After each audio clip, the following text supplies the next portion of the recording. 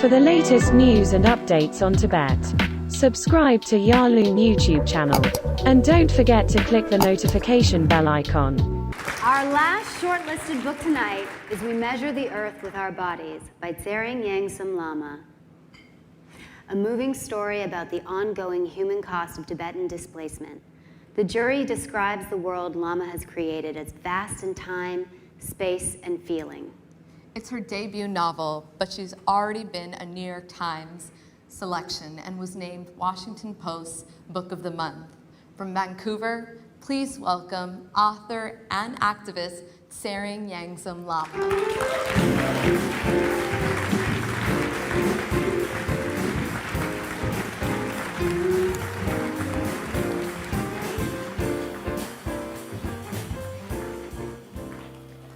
Beginning the moment of a nation's invasion, We Measure the Earth with Our Bodies tells the story of a Tibetan family's movement through 5 decades of exile, from Western Tibet to a refugee camp in Nepal, to Delhi and Toronto.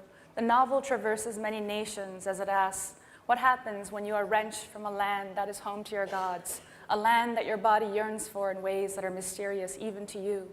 How have we survived the continual loss that is displacement and colonial occupation? How do we love each other through generations of injustice and cruelty? What does it mean to measure the whole earth with our bodies as we search for refuge and safety?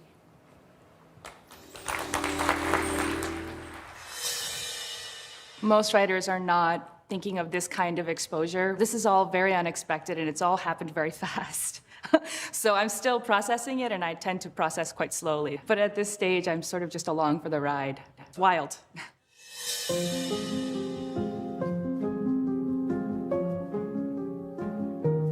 My name is Tsering Yangzom Lama, and I'm the author of We Measure the Earth with Our Bodies. It's like not an easy name for most Canadian tongues.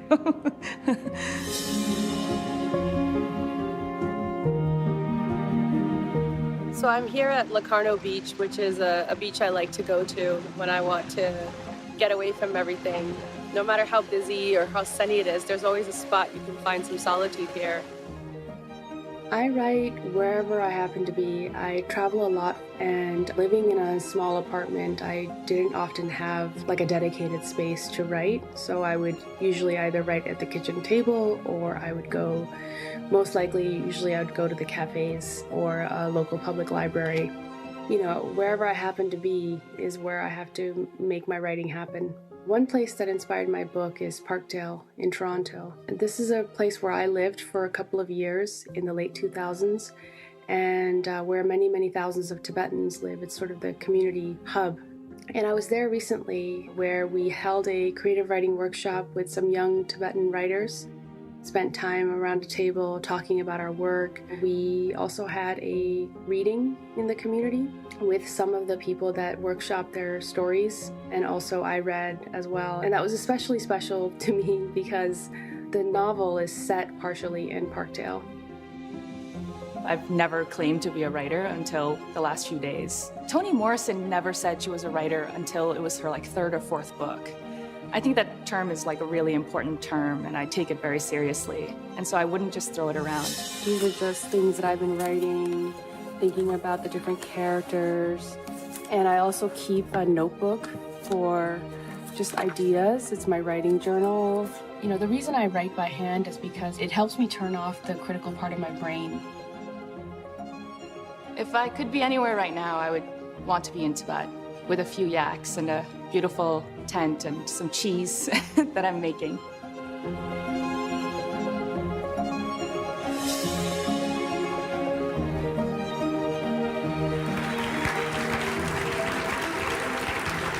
Congratulations, Tsering.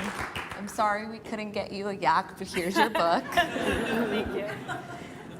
So this is your first book, and it took you 12 years to write. In your wildest dreams, did you ever imagine that you would be on the stage tonight? Not at all. In fact, what I wondered most was whether I could actually finish the project. And 4 years in, I tossed my whole manuscript out and started again. So that's why it took so long. Well, thank you very much. Tsering Yangzom Lama, everyone.